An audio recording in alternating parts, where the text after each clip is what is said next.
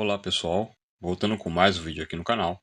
Dando uma pause na série de vídeos de dividendos crescentes, a gente ainda não terminou aquela série, ainda falta 2 vídeos com empresas americanas e mais 4 vídeos com empresas japonesas, mas eu quero estar apresentando para você o vídeo de hoje que é sobre a desvalorização do dólar em 2025 e como nós podemos aproveitar essas oportunidades com ETFs, tá? Focados em empresas internacionais, tá? Então vamos apresentar o vídeo de hoje. Então, qual é a tese, né, da desvalorização do dólar, né? Então, tanto, né, as políticas do presidente americano Donald Trump, quanto, né, o tal falado Acordo de Mar-a-Lago, mas vamos falar mais sobre isso mais à frente, né? Nós temos também a estratégia de investimento com ETFs focados em mercados emergentes e a zona do euro. Dado, né, um cenário de possível e de fato real até então desvalorização do dólar, né, a perda, né, de interesse na moeda americana e também dado outros cenários macroeconômicos como o déficit fiscal, então há uma tese de fuga de capital para os mercados emergentes e o mercado europeu. Então, as vantagens de usarmos o ETF no cenário atual, pois o ETF ele traz diversificação, ele traz o hedge cambial, né, uma proteção cambial, e também a renda passiva através de dividendos, tá? Mas devemos levar em consideração os riscos, né, volatilidade e também cenários políticos. Então, qual é a tese da desvalorização do dólar, né? Então, o índice, né, DXY, né, já nesse ano ele já teve uma queda, né, de 10%, tá? Nós vemos aí o dólar frente à moeda japonesa uma queda, né, de 9% esse ano, tá? Você pegando de janeiro até final de junho agora.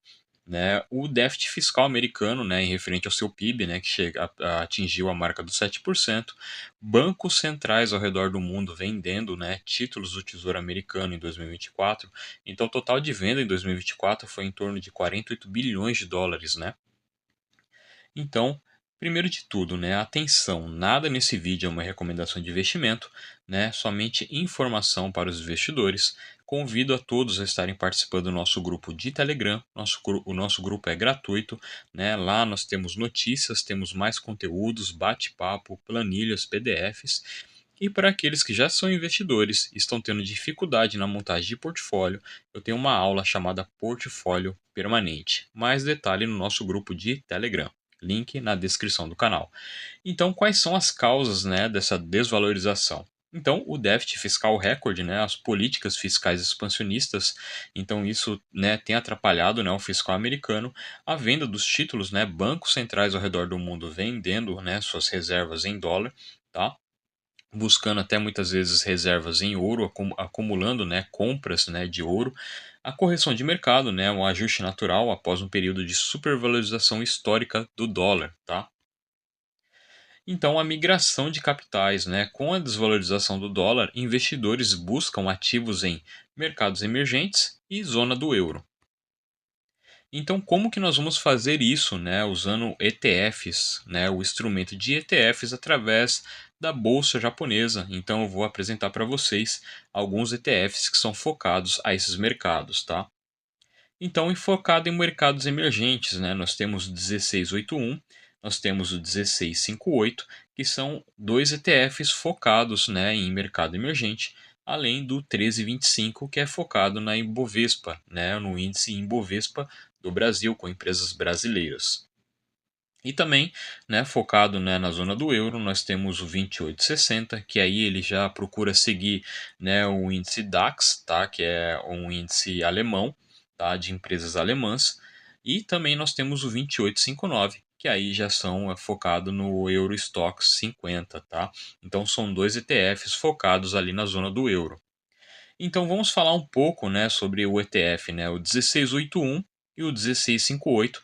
Então nós vemos, né, que dentro desses ETFs, né, você tem uma participação ali, uma diversificação, né? Então você vê que o 1681, né, ele tem China, né, 27%, né, ali dos ativos alocados e são empresas chinesas, fora Taiwan, né, Índia, Coreia, Brasil e etc, né? E no outro ETF também, né, o 1658 também nós encontramos nessa mesma diversificação de países, mudando somente o grau de exposição, tá? E entre outros, tá? Se você olhar ali no gráfico, né, em formato de pizza, você vai ver que depois tem fatias bem menores, tá? Então são outros países. Aí eu recomendo a todos estarem entrando, né, no site da gestora para poder estar tendo esse relatório completo de todos esses países e as empresas e a participação em cada empresa, tá? Outro ETF, né, que é o 325, né, focado em empresas do índice Bovespa, então você vê que 10% desse ETF é somente em Vale, né, fora que ainda tem o Itaú, né, Petrobras, né, Elétricas Brasileiras, Banco do Brasil, Companhia de Saneamento Básico do Estado de São Paulo, né, a Sabesp, o Petróleo Brasileiro SA, Petrobras, mais uma vez, nós temos também a B3, né, Bradesco e a Itaúsa, tá? E o ETF de mercado europeus, né, que é o 2860 e o 2859. Nós podemos ver que o 2860 é aquele que segue o DAX, mas é 92% dele a Alemanha. Fora disso, ele ainda tem 5,48% de empresas holandesas e 1,54% de empresas americanas. Então ele ainda tem uma leve fatia. Claro que 1,59% é irrelevante perto do total do patrimônio ali do ETF, tá? Dos ativos ali do ETF. Já o 2859 já ele é mais diversificado, então nós temos França ali mais de 31%, tá? Além da própria Alemanha, Holanda, Espanha, Itália e etc. Então ali já é um mix maior de países da zona do euro. As vantagens de se usar o ETF nessa tese, né, então seria a diversificação geográfica, né, o hedge cambial, né, dado que os ETFs ali da zona do euro eles protegem contra a volatilidade do dólar, a liquidez, né, já que o volume negociado na casa dos milhões de ienes facilita tanto a entrada e a saída, e também a renda passiva, né, dividendos médios de 2 a 4%, superando os títulos americanos em cenário de juros estáveis ou até mesmo de possíveis quedas logo adiante. Então, riscos e considerações. A volatilidade, né? O mercado emergente pode apresentar oscilações mais acentuadas que os mercados envolvidos, tá? A exposição cambial, então olhar isso, né? Como o 1325 ele está sujeito, né, à flutuação, né? Que ele não tem hedge, tá? O cenário político, né, tarifas comerciais, tensões geopolíticas podem impactar o desempenho de empresas exportadoras também. Tá? Conclusão: a desvalorização do dólar em 2025 cria oportunidades de mercado emergentes e europeus. Tá? Então, esses ETFs listados em bolsa japonesa oferecem exposição eficiente com liquidez e diversificação, além dos dividendos atrativos, e o equilíbrio entre potencial de ganho e exposição a risco é fundamental. Então, conclusão: mantenha o monitoramento constante nessas empresas, nesses ETFs, se caso você for investir neles, tá? Então, o vídeo fica por aqui. Então, nós apresentamos opções, tá? Usando a bolsa local japonesa. Claro que ainda existem outros ETFs que estão listados na bolsa americana e que você pode adquirir também pela sua corretora japonesa. Tá certo, pessoal? Mais conteúdos no nosso grupo de Telegram. Lá nós podemos continuar o nosso bate-papo. O vídeo fica por aqui. Nos vemos no próximo vídeo.